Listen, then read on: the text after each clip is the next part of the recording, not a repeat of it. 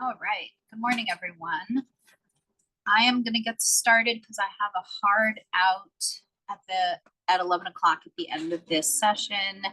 And because I'm technically coming to you from a vacation today.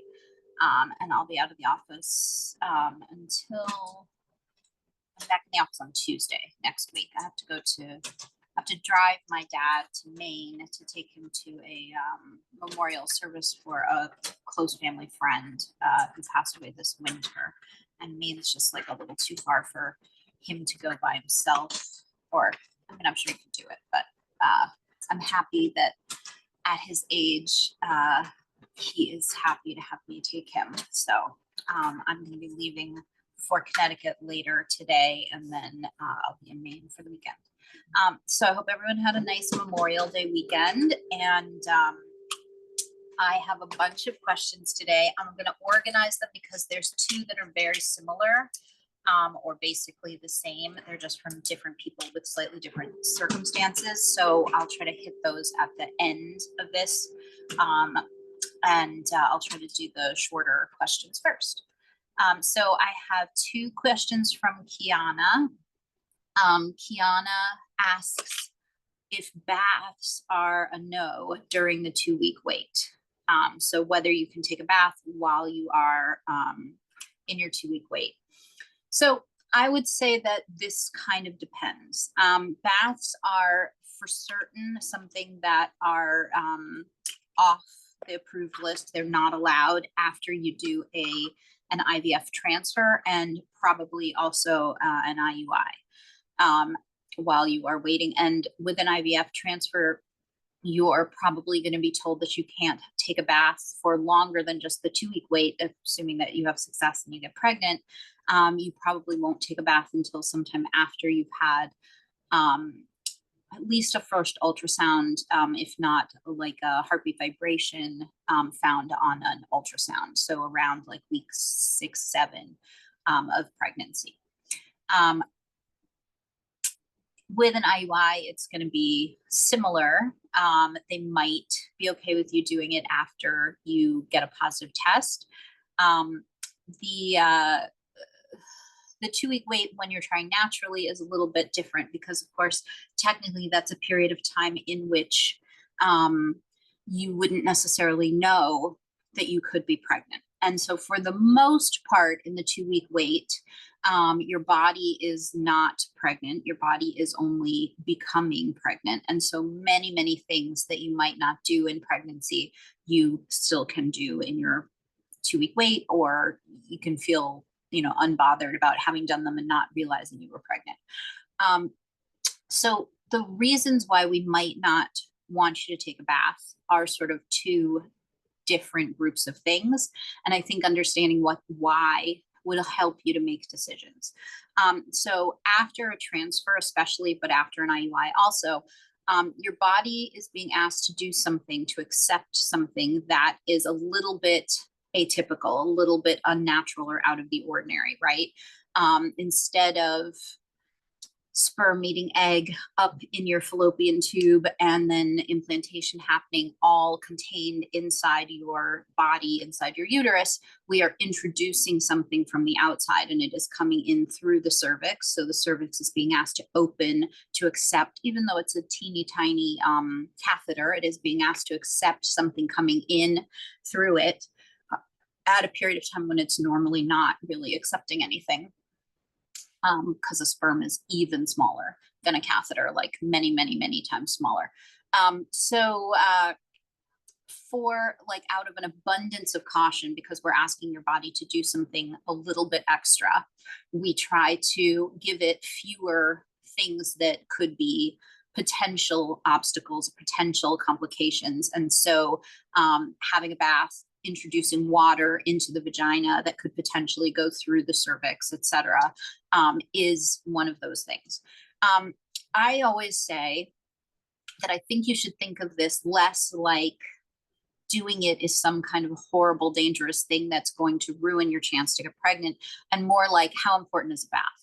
And if you didn't get pregnant or you didn't stay pregnant and you had chosen to take a bath, would you then go back and like judge yourself and be upset with yourself and blame yourself and worry about the fact that having taken the bath might mean that you might have played some role in not having the result that you wanted? And even if everyone tells you that it had nothing to do with it, it's hard to get that thought out of your head. And I feel like there's already so many ways that you can beat yourself up and feel worried that you played some role in not having the outcome that you wanted, that we should minimize those opportunities and make it easier on you kind of psychologically, right? So the introduction of the water into the vagina and then potentially through the cervix into the uterus, that is one thing that is kind of a factor in this. Now, women swim throughout their pregnancies, so please don't think that like your uterus fills up like a balloon full of water or like a bucket full of water every time you get submerged in water. It does not. Your body can handle you swimming. It can handle you being submerged in water during pregnancy,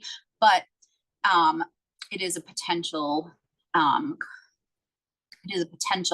way of bacteria potentially traveling. It's potentially a way of having water get into the uterus right during this really important process of implantation and the early stages of placentation and like all of these really critical early things that are happening. So that's one consideration with baths. The other consideration with baths is temperature. So our bodies have a certain temperature. That temperature is intentional, and it's we have evolved over time. Nature has developed everything that happens in our bodies to happen with that temperature in mind. So that means that when you get a fever, your body is going through an immune process that intentionally raises your temperature above your normal temperature, in part to kill things like bacteria that are optimized to live at your normal body temperature. It's part of how your body protects itself from bad stuff. Developing and growing a baby inside your body is also optimized to happen at a particular temperature, which is your normal body temperature. And so if you take a really hot bath or a really prolonged bath, you can raise your core body temperature. And we're not talking about the temperature on the outside of your skin. We're talking about the temperature in the core of your body. It takes a whole lot more to raise the temperature at the core of your body than it does to just make you feel warm. So like you're never going to be worried that you can't wrap yourself in a blanket when you feel cold or be super cozy during pregnancy. Your body has ways of managing and regulating your core body temperature. When you wrap yourself in a blanket and you get too warm, you will sweat. And the reason you sweat is that your body is releasing heat from your body in order to cool you down, in order to maintain your proper core body temperature. But when you submerge your whole body in water, essentially 360 degrees surrounding you, then you have the potential to raise your core body temperature and to not be able to utilize your body's normal ways of regulating your body temperature because you are completely submerged. You are surrounded by hot water. This is the reason why you're told not to sleep under an electric blanket all night. You're not supposed to sleep with a heating pad on, like under the covers all night. You can use a heating pad for a period of time, but it needs to shut off. It's not supposed to be slept with because there are circumstances where you could potentially raise your body temperature and your body could not be capable of regulating it. So this is why swimming during pregnancy is fine, but hot tubs and saunas and steam showers are not. Now, if you lived in Iceland, you could probably go in a hot tub or a sauna because it's such a big part of their culture that they actually have lower temperature hot tubs and lower temperature saunas that are for children and pregnant women later in pregnancy. So it's not that like any small amount of increase in heat is going to immediately raise your core body temperature to a dangerous level. But like, you're not experienced with this. We don't have a lot of culture that, you know, teaches us how to manage this. We don't have a lot of tools. So we kind of go with an all or nothing approach. No hot tubs, no saunas, no steam showers, no hot baths. During pregnancy, women can take warm baths, and they're shorter baths, but you are regulating that you're not getting too hot. So the other reason, in addition to water potentially entering the uterus, potentially bringing with it bacteria, that you would avoid baths in the 2-week wait, is that you're trying not to raise your body temperature. So you can take a shower, because even though you are under the water, your body is in the open, and you can, you know, step out from under the hot water, and the hot water hits you and then runs right off you. So if you have pain and you need to use like a bath for pain or relaxation or something like that, maybe a hot shower will do instead. I would say that when you are actively trying and when you are not having an easy time of it, if it is just a recreational bath, there's no real benefit to doing it during the 2-week wait. You're just going to think about it too much and worry about the potential complications. If you need a bath for a particular reason, then we also have to think about why you need it, and what other methods there would be for managing that back pain or that, you know, hip pain, or, you know, whatever it is, because you might not be able to get a therapeutic benefit from a bath if it is shorter or not as hot. And we do want to be aware of raising your body temperature. So hopefully that helps. Kiana asked another question too about something she saw on Instagram. Amy posted that she is working on an updated version of Yes, You Can Get Pregnant, and that in that she is revising her recommendations on gluten. And so she wanted me to talk about that. So what I would say is, can't even remember what year Yes, You Can Get Pregnant came out, but I feel like it was like 2013 or 2012, something like that. So it's a pretty old book. It's still great. I give it out all the time in the office. I really like it. It only has one chapter on nutrition, so it has very brief guidelines on nutrition. I imagine that the updated version is going to have more information on nutrition, but it is a good companion piece to the egg quality diet. And for people who are not following the egg quality diet, I still recommend, when I recommend Yes, You Can Get Pregnant, I still recommend that they get the egg quality diet and then use some of the information in that book and then some of the recipes in that book. So what I would say is, until the updated edition of this book comes out, you shouldn't feel worried about following the advice in it. It's still totally relevant. It's still, it is the foundation on which the egg quality diet then was built, and you still have the egg quality diet that you can work with, which is it's been published more recently. So the way that the nutrition guidelines in that brief nutrition chapter in Yes, You Can Get Pregnant are structured is sort of like in yeses and nos, and gluten is one of the nos. And so the way that that's written is kind of like a blanket, none of it ever for anyone, no way. And you know, if any of you have ever done our reboot, which is like the first 30 days of the egg quality diet done in a group setting, last year I started doing the food Q&A session. So that's a 4-week program, and I do one Q&A on only food questions each week in the session. And I get like a million questions. Sometimes I have to do like a 2-hour session, and I am like rapid fire answering a million questions the whole time, because it's challenging to figure out how to change your diet. What I say during that, what I say to all of you when I meet you, is that, you know, a book is really great, but it is just a starting point, because every single person is an individual, is different, and has slightly different needs. And so I think what Amy is putting together for this like updated version of this book is a little bit more reflective of that. So instead of having it be just like a hard, fast, no gluten ever for anyone, it's more discussing like, what are the different things that could make some sources of gluten okay for some people. So the number one thing is always going to be how your body reacts, not what you want. Although sometimes that also is something we have to take into consideration, what your lifestyle is like, how easy it is for you to prepare your own food, how stressful that is for you, what impact that has on your life. We're always trying to weigh the positives and the negatives and come out with the positive, right? As opposed to being perfect, we're trying to be positive. We're trying to have a positive impact. So some people should absolutely always stay away from gluten in all sources. That's going to include people who have Hashimoto's hypothyroid, which is the autoimmune hypothyroid. That'll include people probably who have Graves' disease, which is another autoimmune hyperthyroid. That will probably include people who have a lot of other autoimmune inflammatory conditions. That will probably include people who have a lot of intolerance of dairy. But there are some people who actually can tolerate some gluten in some cases very well, and they do what I kind of call low gluten, right? So from a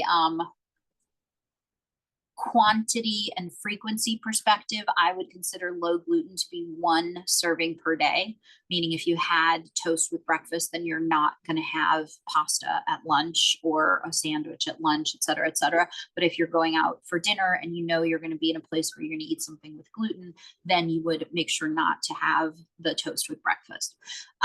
That's quantity and frequency. And then in terms of sourcing, which is what I think she's going to talk about, we're not talking about packaged gluten-free products. We're not talking about suddenly like introducing a ton of crackers and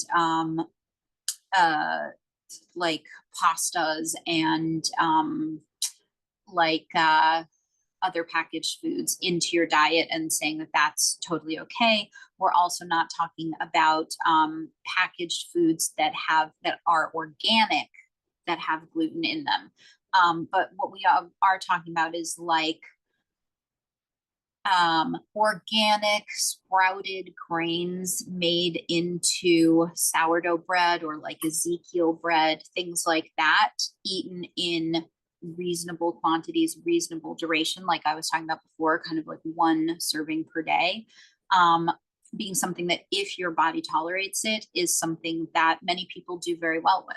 And that it can be a really enjoyable and easy thing to, improve your life and diet management and everything, to know that you're able to include those things. So I think that's where you're going to see the book going. And like I always say in the food sessions, like, we recognize that you are an adult and you make your own decisions, and we respect that. So there have been women who have been following the egg quality diet and have been eating a little bit of those types of bread for some time. And that has always been okay, because as long as they tolerate it well, it is okay. And the egg quality diet as a whole is a diet that feels very much like a restriction diet when you're going through it. I'm not going to pretend that that's not how it feels, because it totally feels that way. The instructions, the book itself is all about what you're not eating, but actually the goal of the diet is not the restriction part. The goal of the diet is the reintroduction part, right? Like at the end of the diet, having completed all of it, our goal is not for you to be a person who has a million things on her list of foods that she can't ever eat. It's actually for you to have the smallest number of things on the list of things that you don't eat because your body doesn't tolerate them well. And for some people, everything with any type of gluten will always be on that list. But for other people, only certain types of foods with certain sources of gluten will be on that list, and other things they'll be okay with. Sarah asks me, what is considered late ovulation? What would be the reasons behind this? Does this make it difficult to get pregnant? So this is a good question. It's pretty big and broad, and it will be different for different people. So briefly, what I think you should think of as a textbook menstrual cycle, which is different from a normal menstrual cycle, is the 28-day cycle that we've all heard of, right? That's what's written in the textbooks as normal. Does that mean that there are many women out there who always literally have a 28-day cycle? Very few. There are some, but even a girl who has a textbook 28-day cycle is usually having some variation, where sometimes she has a 27, sometimes she has a 29, maybe occasionally she has a 31 or a 32, or occasionally she has like a 24 in there. So I think you can think of a 28-day cycle being one that has like 1 or 2 days of variation 10 to 11 months out of the year. So you still have a little bit of room for like one weird cycle, and for there not to be any like major reason to think that that's a concern. And for there to be a little bit of variation. The thing that determines the timing of the period, so the thing that determines the length of the cycle, is the timing of the ovulation. So in a textbook 28-day cycle, you're expecting a girl to have a textbook day 14 ovulation. And the reason she's having a day 14 ovulation in that textbook cycle is not because it takes 14 days to grow and mature an egg to develop it. And it's not because ovulation happens at the midway point in the cycle. It's because ovulation should be happening about 14 days before the next period starts, meaning the timing of the luteal phase, the part of the cycle that happens after ovulation, is less varied than the timing that happens before ovulation. The follicular phase has more ability to fluctuate in length with less dire implications. The luteal phase tends to be more fixed in length. There are some, there are some exceptions to that rule. And different people's bodies operate a little bit differently, and 14 is still a textbook number. So if you had a luteal phase that was 13 days, that's fine. If you have one that's 12 days, that's almost certainly fine. Once you start getting down to 10 days and shorter in a luteal phase, we're really concerned about how long the phase is, because we are cutting away days that we know are needed for you to get pregnant. So when you ovulate an egg at ovulation, the first 5 days of development of that embryo happen inside the confines of the egg, inside the membrane around the egg. And that is when the embryo is up in the tube, and then it is traveling down into the uterus. It has not started to hatch. It has not started to implant. It is all contained inside the membrane around the egg. It's on the 6th day that the growth inside of the embryo, inside of that membrane, is now too big. It can't be contained anymore. And so it hatches. And that's when that membrane goes from being kind of like anti-sticky, so that it can kind of bounce and move around, to being more sticky. Like, I think it's almost like it sprouts little Velcro hooks so that it can start to implant into the uterine lining. And that implantation process that happens starting on the 6th day also takes about 5 days. So that is 10 days. And so if you don't have 10 days after you ovulate before you get a period, then we know that we are being shortchanged something in there that is critical to getting and staying pregnant. It's also why you can take a pregnancy test, but even the pregnancy tests that say that they can tell you if you're pregnant 4 days or 5 days or 6 days before your missed period, you can't take one the day after you ovulate and find out if you're pregnant. We don't have the technology to measure things that, like, those things haven't fully happened yet. You don't have a level of HCG that's high enough to register on a test until you get further along in this process. So the luteal phase needs to be minimum 10 days, but really much better if it is 12, 13, 14 days. And most of the time it is, or we discover that there is a problem making enough progesterone, and then we work on correcting that problem, and then we have a longer, more supported luteal phase. So if the timing of the start of the next cycle, in a cycle where you're not pregnant, is determined by the length of the luteal phase and the timing of the ovulation, and those things are fairly fixed, the timing of the ovulation itself can be more varied with less concern. Doesn't mean there's zero concern, but it's sort of like, how varied is it? How late is the ovulation? What's the context? What's everything else that's going on in the cycle telling us? And then how do we put all that together to know how much of an impact it's having and whether that's a problem or not? So If you had a really, really short ovulation, which I know is not what you're asking about, a short follicular phase, like let's say you ovulated on day 7 or day 9 of your cycle, and then you had a shorter cycle overall, you had like a 21-day cycle, and it was because the follicular phase before ovulation was extra short, we would also be worried about whether there was enough time to actually mature an egg and ovulate it and, you know, have it be capable of getting pregnant. If it happens on a one-off, maybe that's fine. If it's happening every single month, we have some questions that we want to ask. If you don't have a textbook day 14 ovulation, your ovulation is coming later.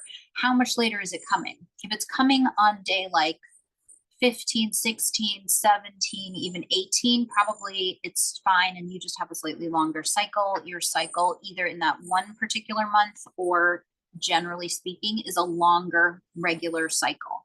So meaning if you added 4 days to it with an ovulation on day 18 instead of day 14, that would be adding 4 days to that 28-day textbook length, making it a 32-day cycle, which is completely normal and fine.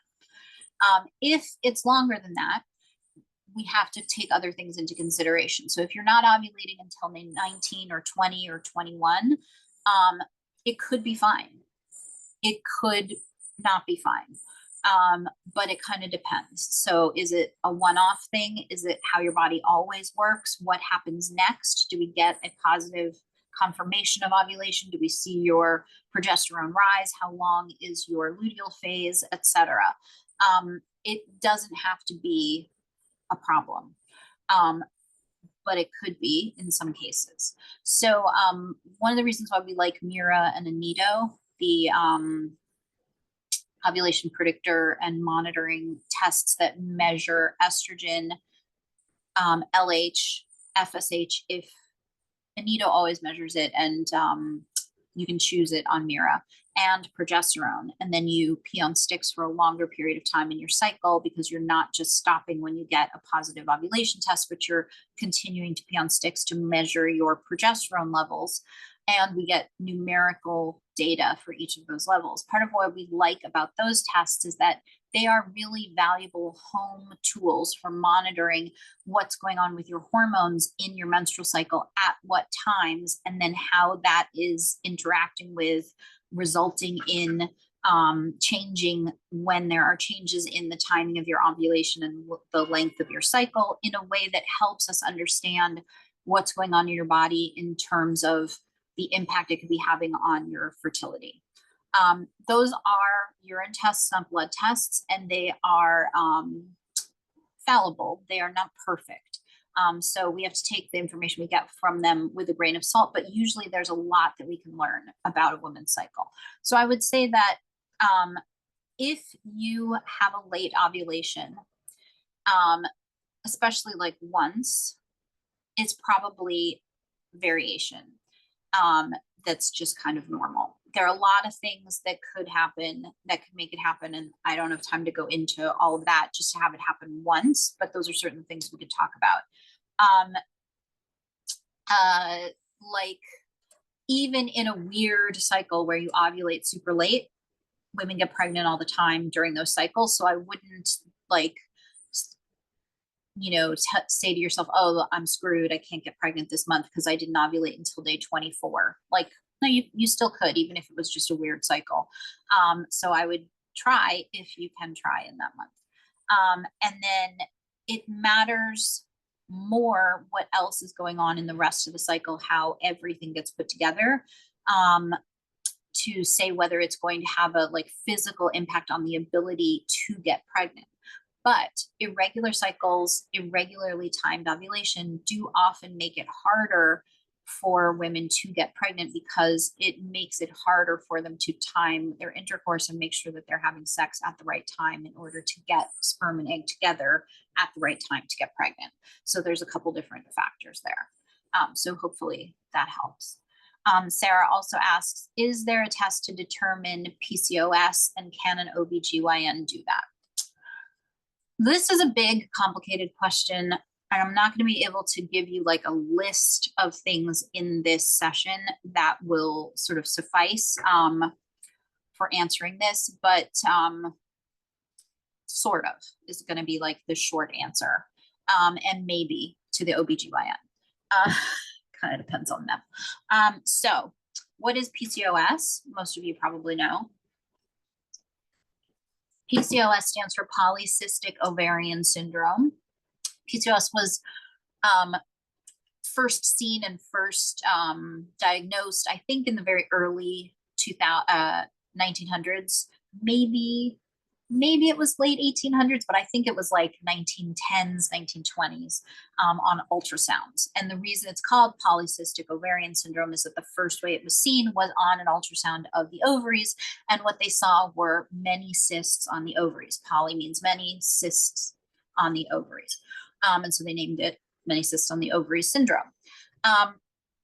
That classic presentation of how the ovaries look on an ultrasound is certainly one possible way to, I would say, suspect more than like diagnose, but to suspect strongly that a woman has PCOS. So it's typically called a string of pearls appearance. I call it a lumpy bumpy ovary, because a string of pearls to me seems very like refined and, you know, demure and delicate and attractive. And you can imagine it kind of like coiled up and all neat. And a PCOS ovary doesn't really look very neat. It looks kind of like lumpy and bumpy. So it has a bunch of cysts on it, and it doesn't just have one or two. It has a whole bunch, and they don't go away. So cyst means fluid-filled space. And our ovaries start out when they are textbook, right? They start out every menstrual cycle at their most kind of solid state. Of course, they're not solid. Nothing really is solid. There's space in there. There's fluid in there. There's all kinds of stuff happening, but they start out at their most uniform state. And then you could have an ultrasound done on like day 2 or day 3, and they could measure how many teeny tiny follicles are present that you can sort of think of as like on deck or on the shelf or like ready to go in that cycle.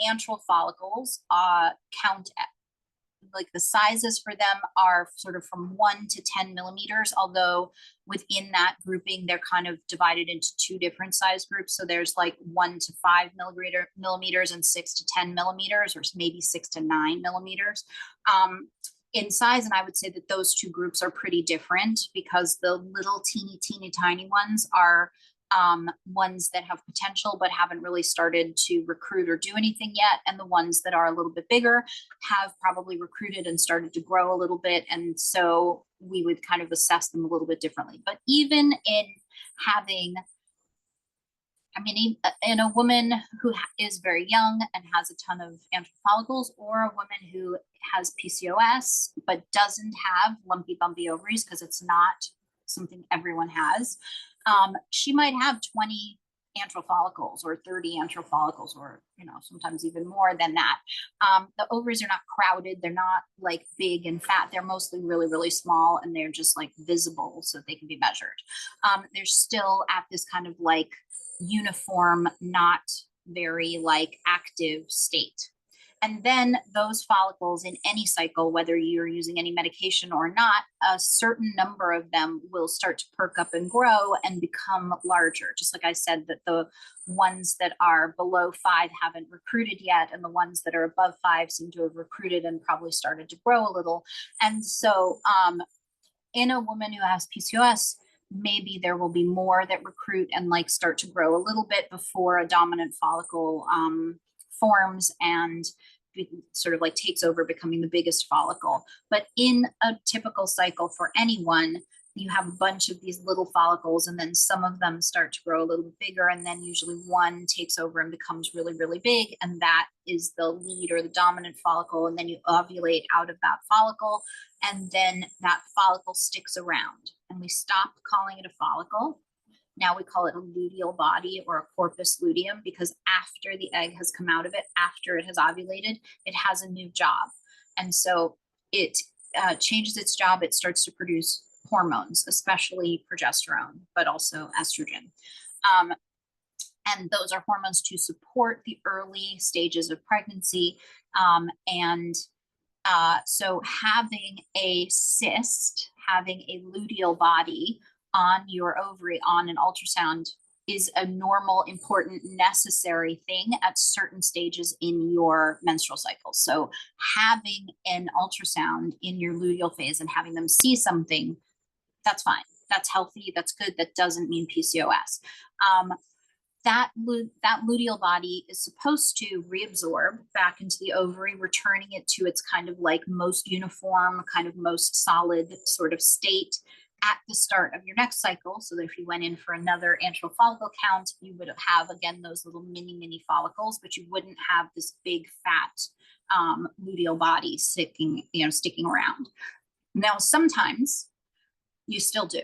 And you still don't have PCOS. Sometimes you just have a follicle that stayed and that you have a cyst on day 2 or day 3 of your next cycle. And that, again, they used to call it a functional cyst. I don't hear them use that word that often, but I really like that terminology because it's telling you that this is a cyst that derives out of normal functioning of the ovary. So don't be freaked out about it. The fact that it has stuck around longer than is perfect is a little bit of an aberration, but it is not like a scary thing. It's a thing that happens to all of us at various points in our lives. We only really know it if we are having ultrasounds. And it should respond to the message to be reabsorbed and disappear within the next cycle.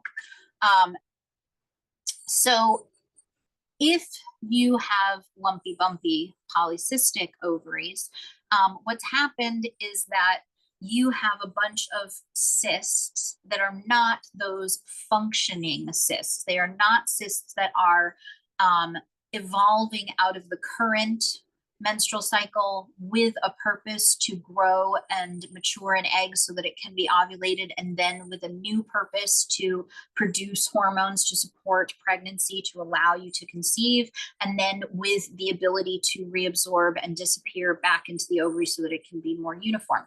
These are cysts that have evolved over your lifetime and then are not really gone anywhere. And can I say that none of them will ever go anywhere? No, I can't. I'm sure that some of them can reabsorb, but the overall presentation of those ovaries is that they have lots of cysts that are inactive and non-functional and just kind of hanging out. Now, having those cysts on your ovaries doesn't stop new follicles from developing, doesn't stop your body from responding to hormones, doesn't mean that you can't ovulate and conceive naturally or do an IVF cycle with medication. It just means that there's some other stuff that we have to kind of deal with, and there's stuff going on. But the first way that women were diagnosed with PCOS was through ultrasound by seeing lumpy, bumpy ovaries. So if you had them, then it was a fairly clear diagnosis. And today I would say it's a fairly clear diagnosis, but it should be backed up by other things. It shouldn't be the only thing that happens. If you don't have them, you still could have PCOS. And in the past, women were never diagnosed with PCOS if they didn't have the lumpy, bumpy ovaries. So we have been on the hunt for a single test that definitely confirms PCOS for everyone all the time. And I would say we have not arrived at that point, even in the time that I've been doing this, that like Amy has been doing this, and we're like getting older, but we're not hopefully that old. Like I've seen the standards that they use for determining how to diagnose PCOS change 2 or 3 times during this time. So we're still on the hunt. I would say that the single best test, other than looking at the ovaries and seeing the string of pearls presentation, the single best blood test that I feel the most confident in if I see it, that could, again, strongly suggest, although it doesn't fully diagnose PCOS, would be a high AMH. And that's going to be a relative number, right? Because as we age, our AMH numbers get lower naturally. So you could be in your 20s or you could be in your 30s and you could have an AMH in the double digits, right? You could have a 14 or higher. And if you have a number that's that high, I think there's a very solid chance that you have PCOS. It would be surprising to me if you don't have PCOS. But we should do some additional stuff too. If you are in your late 30s and your early 40s and you have an AMH that's like a 6 or a 5, or maybe even a 4 or something like that, I think that could potentially be a sign that you have PCOS too, because it is unusual to have an AMH of that level at that age. If you are 45 and you have an AMH of 3 or 2, you may also have PCOS, and so on and so on and so on. So it's a little bit relative, a little bit related to your age. And then we have to confirm with other stuff too. Now, PCOS is defined as being cysts on the ovaries, and it is understood primarily as impacting a woman's life in terms of how it impacts her menstrual cycle and her ability to get and stay pregnant. The main thing that happens is that it impacts a woman's ability to ovulate. And so women who have the lumpy, bumpy ovaries or the really high AMH or other factors and have PCOS, often, but not always, just like not everyone has the cysts on their ovaries, often don't ovulate on their own, need stimulation with medication in order to ovulate, which then means that they may or may not bleed. When they do bleed, it's more of just a shedding and restarting. It's not a period that is like the culmination and beginning of a full menstrual cycle that included all the things that happen in a textbook cycle, with hormone levels rising and the ovaries responding to those hormones and ovulating an egg and then producing progesterone and giving the woman the opportunity to conceive and maintain a pregnancy.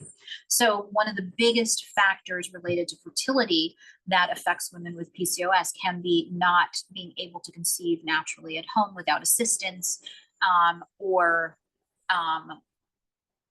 having a harder time doing that. Doesn't mean that everyone has that problem. There are many women with PCOS who ovulate like clockwork. Many of them ovulate like clockwork in a textbook cycle that's pretty close to 28 days. Many of them ovulate like clockwork, but just have normal longer cycles. Like they have a 36-day cycle, but every month it's like that. And every month they ovulate and like they can also conceive.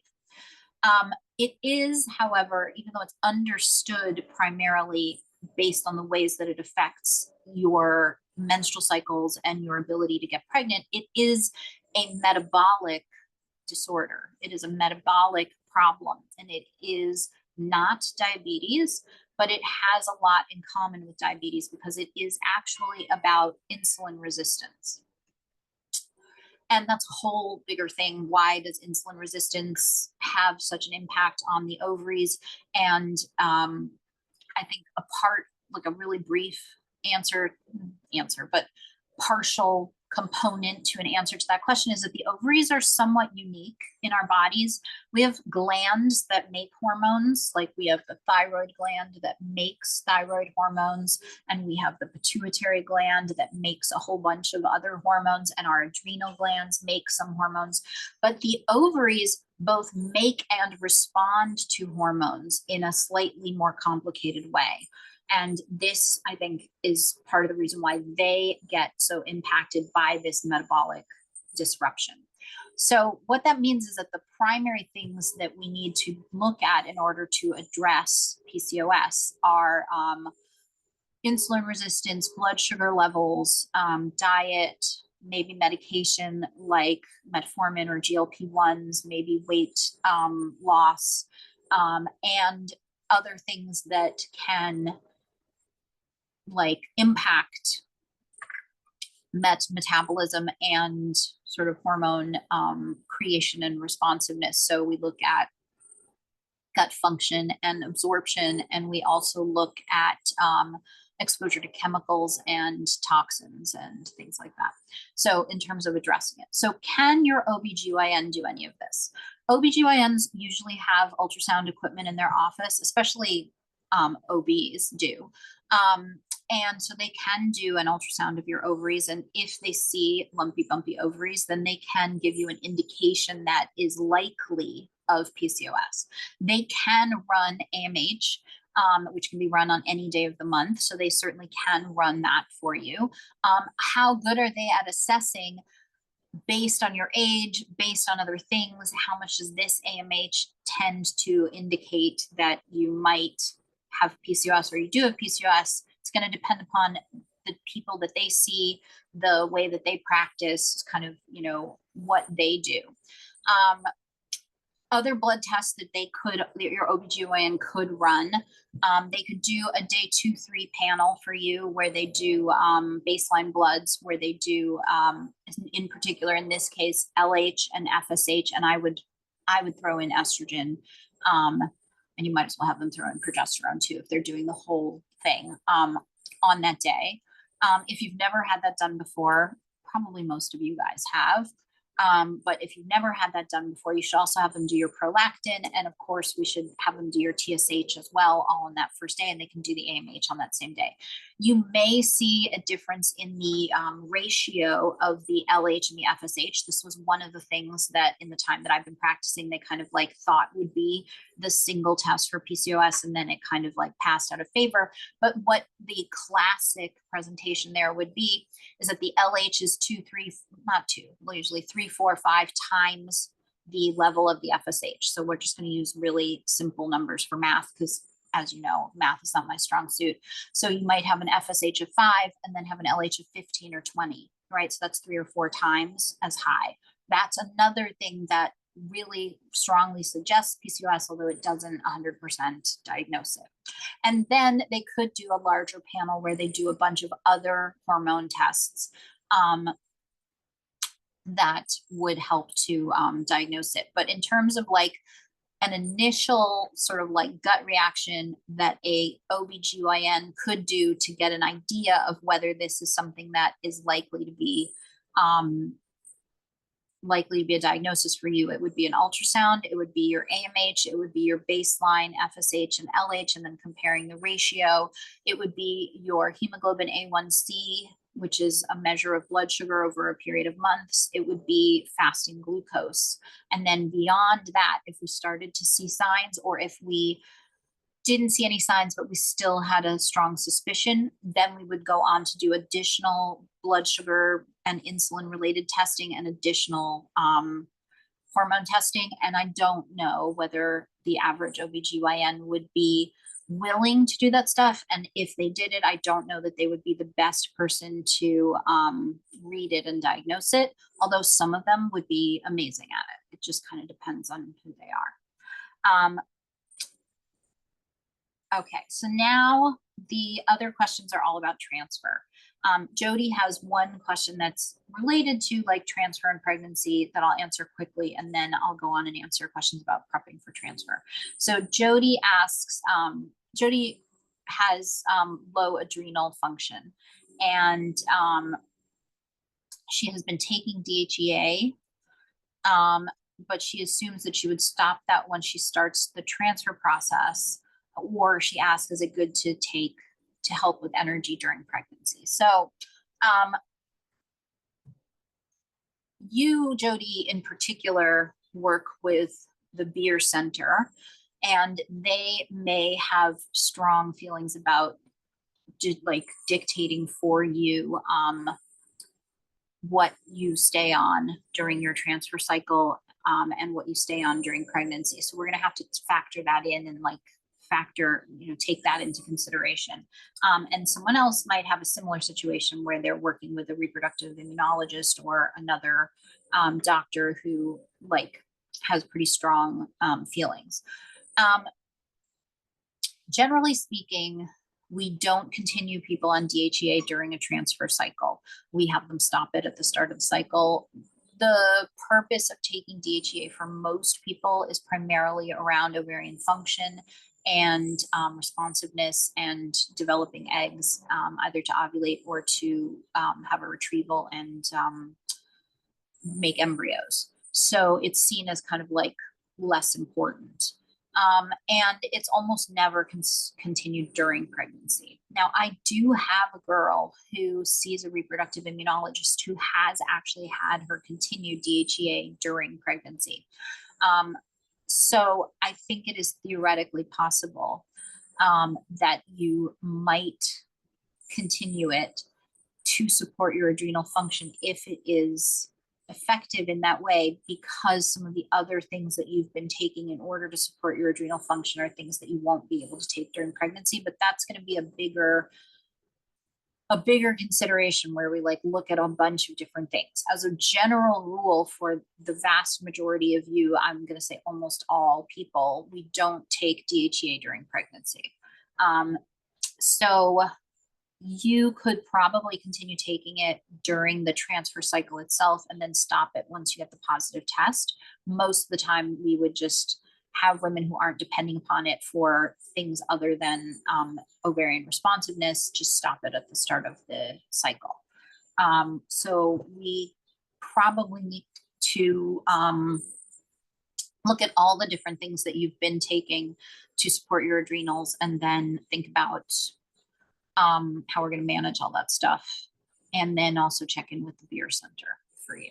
So now Jody has this question, and then Catherine has a very similar one, so I'll read them both. Jody says, any prep or good things to know prior to a frozen embryo transfer? This will be my first one to myself. And then she mentions a few things about what she's going to be doing. She says that she's going to try to take Lovenox for blood thinning. Not sure if she'll be able to tolerate aspirin for her PI1 and factor 13. She will be doing IVIG, hoping that her BV stays gone, and will be on dexamethasone. She says she's going to have some dental work done next week, so that the healing happens before the transfer cycle, which she and I have talked about before. Guys, the mouth is filthy, right? Like, we all have the same situation. It's not because there's anything wrong with you. There's just tons of bacteria in the mouth. So we don't mix dental work, especially things that kick up bacteria and could cause infection, with things like retrievals and transfers and pregnancy, if at all possible, to avoid it. So if you know you have to have some dental work done, and you also know you're going to have a transfer, you want to get that dental work done first and heal from it before you do a transfer. You're not going to want to mix it. Same thing with getting a bunch of fillings or getting a root canal or anything like that. Like, we definitely want to try to space our dental work and our pregnancies apart when at all possible. Obviously, sometimes people need emergency dental work, and that's a totally different thing. But if you know you have to do it, we try not to mix it.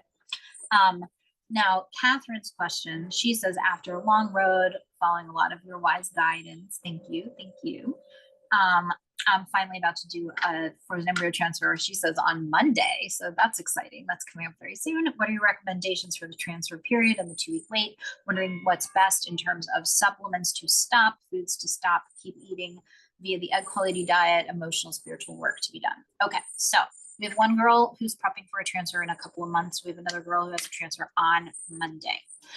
So every email you've ever gotten from me that we've talked about supplements, like, most of the time what I tell you after your initial email with me, I know some of you coach with other people, but I always say, send me a simple bulleted list of the supplements you're currently taking, which is brand, product, dose, frequency, bulleted in the body of the email. Even though the first time you met me, I asked you for photographs so that I could make sure that I could look up products I didn't know, stuff like that. But now, we know each other.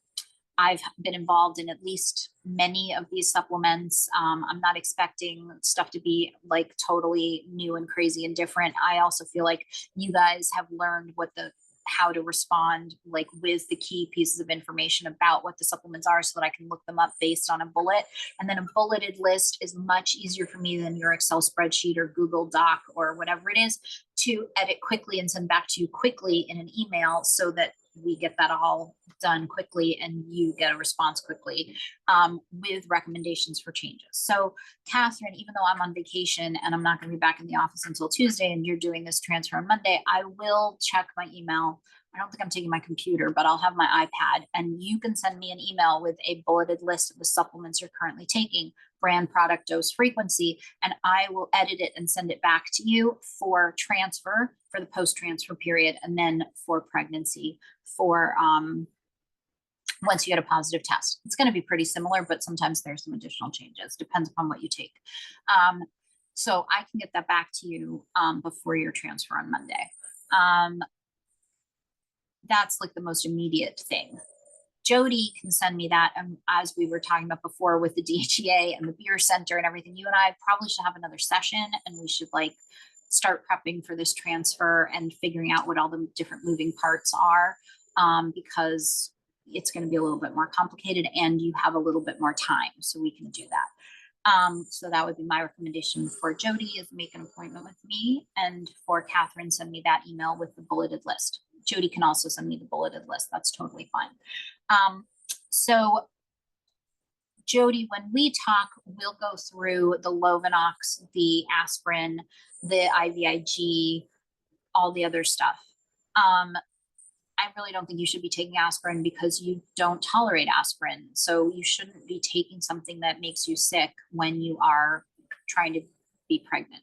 And you're going to be on the Lovenox. So I think the blood thinning effect of the aspirin is, you know, it'll be covered by the Lovenox.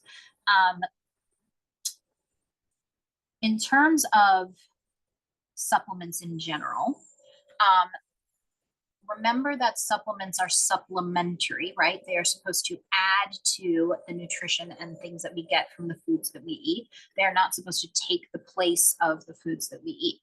So when we go into a transfer cycle, and then when we go into a pregnancy, we will naturally try to limit, reduce, slow down, stop some of those supplements, partly because we don't need them all, everything that we've done for egg quality once we are more focused on pregnancy, partly because we are trying to give your body a break and allow it the opportunity to focus less on digesting stuff and more on implanting and supporting a pregnancy.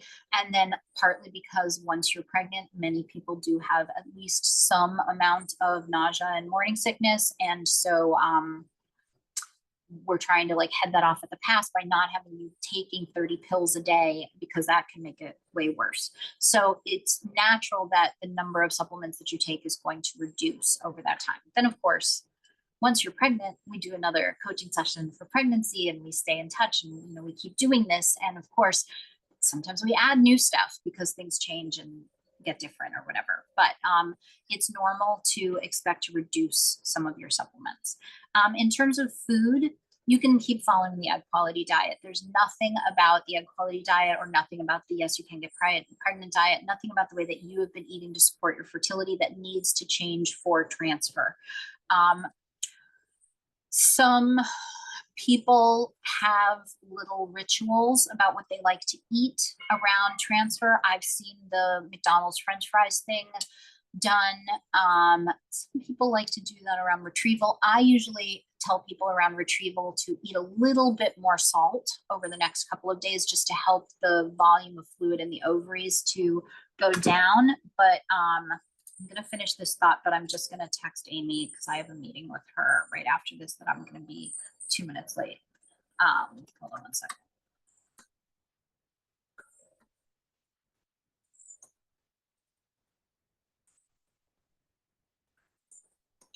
Okay. Yeah, so like there's nothing that you really have to eat differently.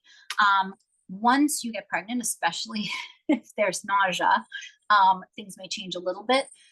When you are pregnant, you probably need to eat a little bit more carbs, not crazy, and not necessarily different types of carbs, but we do want to support the pregnancy a little bit more, which could be a little bit more carbs than the egg quality diet macros. And then some women, if they are nauseous, now we're like adjusting based on what they feel they can eat, right? So it'll be different for every person. You can eat a pineapple after transfer. So you can go buy a whole pineapple and then cut all the hard stuff off the outside and leave the whole fruit itself almost like a football, right? You're not going to take the hard center core out.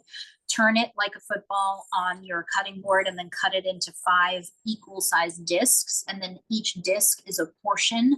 So you would eat 1 portion per day for 5 days, starting the day after the transfer. And that would be including the hard part in the center. That's because it has the highest food source of bromelain, and bromelain helps to promote implantation.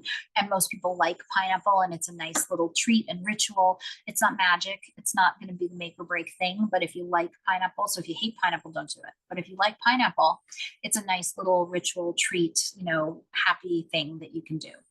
I always recommend that you set yourself up for the transfer for the 2-week wait with a bunch of things to do to distract yourself. So you should have several books that you'd be interested in reading. None of them should be like deep, heavy, you know, nonfiction about the current political climate or something like that. They should all be rom-com, silly, you know, stuff. Or if you're like really into any particular, you know, type of hobby or anything, it could be about that. But happy, easy, distracting stuff. If you are someone who does crafts, you knit, you crochet, you sew, whatever, have a project lined up, or maybe even have 2 or 3 of different like kind of amounts of attention being needed, enough, you know, so that you can do something and not screw it up if you're kind of only thinking about it with half your brain. You should also have a queue on Netflix or Hulu or wherever you watch your stuff of stuff that you have been saving or looking forward to watching. And again, it should not be apocalyptic, you know, like scary shit. It probably shouldn't be a lot of like deep, traumatizing memoirs and like biopics, things like that. It should be more fun stuff. But it feels to me like it's better to spend a little time putting together a list of a few of each of those things before the 2-week wait, so that then you already have the options ready to go, instead of getting that paralyzing kind of like, I can't make any decisions. I don't know anything. What do I want? All I can think about is this 2-week wait kind of thing. You should continue your meditation. You should continue your walks. We're mostly not doing exercise in that period of time, but you can walk. You should potentially go out on some dates with your husband, or if you have a really good girlfriend, you can like do something with her where she distracts you, and have things that will distract you and like care for your heart during that period of time. And of course you can email me, and you know, if there's anything I can do, I'm rooting for you and hoping everything goes really, really well. Can't wait to hear about great success. And I have to run because I have to go to this next meeting, because then I have to get on my way on this trip. But it has been lovely speaking to you all, and I hope that I have answered all your questions, and I hope you have a good rest of this week. And I will talk to you all soon. Bye.